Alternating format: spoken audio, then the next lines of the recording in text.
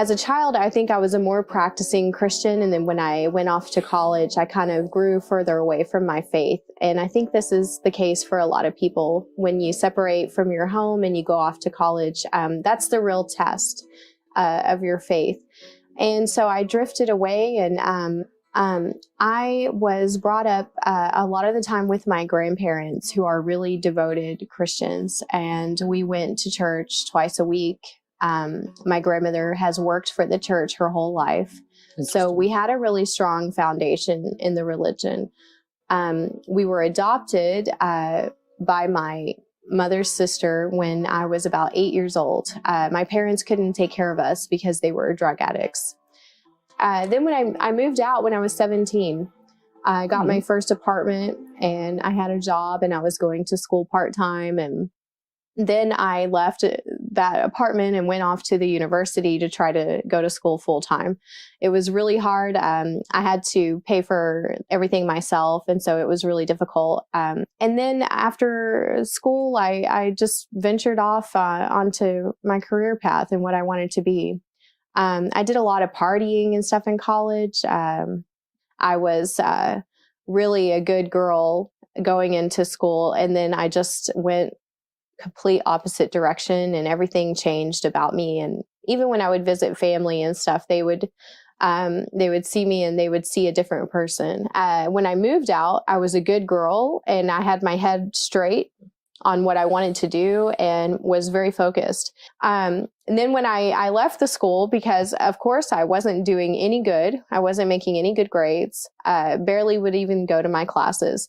And I feel like God, even though I was drifting so far away, he never gives up on you. And he tried to keep some kind of hold on me, because I had enough brains to get out and to stop going there and to go back and have my own apartment again, and to go back to junior college and just taking it slow and, finish my courses that I needed to finish. And that's what I did. And I was able to kind of snap out of it a little bit. But then I pretty much just made that part of my lifestyle, where I took on a career that was in the nightclub industry because I was so good at that life. So I started my own business, and I got into event photography. And event photography, it can be charity events, large dinner functions, private events at someone's home. So I started to make different contacts, and I got into the nightlife of Dallas, photographing celebrities or high society people at different parties. And then the images would get published in magazines later, showing that Justin Timberlake was at this party, or Timberland was at this club last night. So I was involved in that business, and I was the one taking those pictures to show who was who and where were they. That just led me further into a very materialistic lifestyle. It became more glamorous, but it was still just about temporary things. And that was who I was looking up to, was these celebrities and these models and these people who had what I thought was the greatest thing, the greatest lifestyle.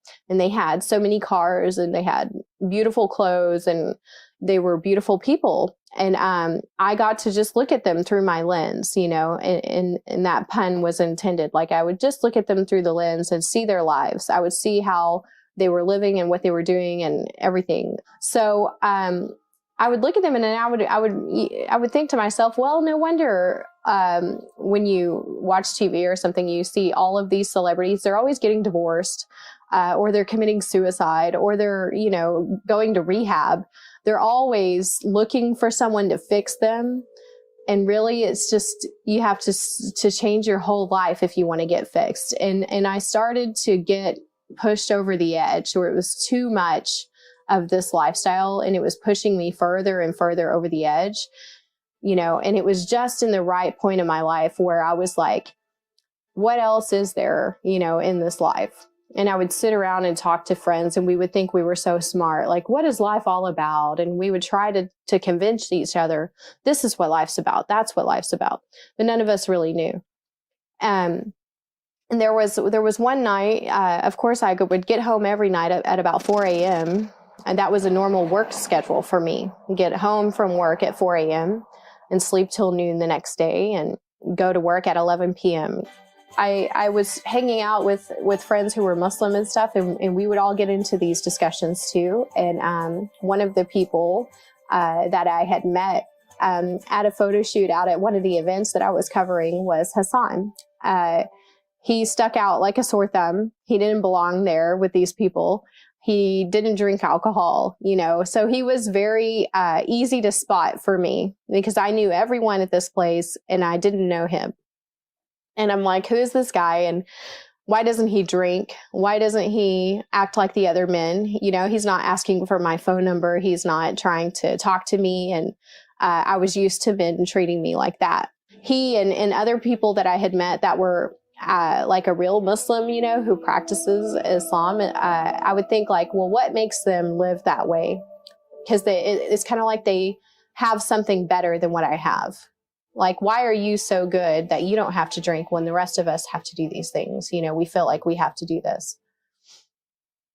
So it was a huge curiosity. I would want that peace that they had. I would want to feel calm and quiet like they were, shy. He seemed so different from everyone else. And so I think first thing that attracted me to Islam was not the religion. It was how a person looked who was a Muslim, like how, you know, their demeanor. So I think that this was the best, and I like to convey that message to people, is that the way that you represent yourself as a Muslim, it's not about, are you wearing a kufi hat and are you saying, hey, I'm a Muslim, here's the Quran and all of these things. I would have been completely turned off if someone did that to me. Like, here's the Quran, you should change your life, sister, you should come to God. I would have been like, blah, blah, blah. I've heard that story plenty of times. I wasn't looking for God and for Islam. I was looking for calm, inner peace, and a feeling of purpose. And when I found it through Islam, everything came with it.